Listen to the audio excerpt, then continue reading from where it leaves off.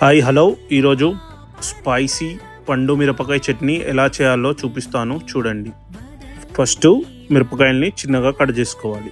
ఇప్పుడు ఒక మిక్సీలో మిరపకాయలు, 15 పీసెస్ గార్లిక్, 1 స్పూన్ జీరా, ఒక 2 స్పూన్స్ బిగ్ సాల్ట్, జీలకర్ర మెంతుల పొడి 1 స్పూన్, కొంచెం చింతపండు వేసుకొని మిక్సీ చేసుకోవాలి. కొంచెం పసుపు వేసుకొని కలుపుకోవాలి. ఇప్పుడు దీంట్లోకి తడక రెడీ చేసుకోవాలి.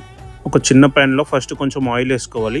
జీలకర్ర, ఆవాలు, కరివేపాకు వేసుకోవాలి.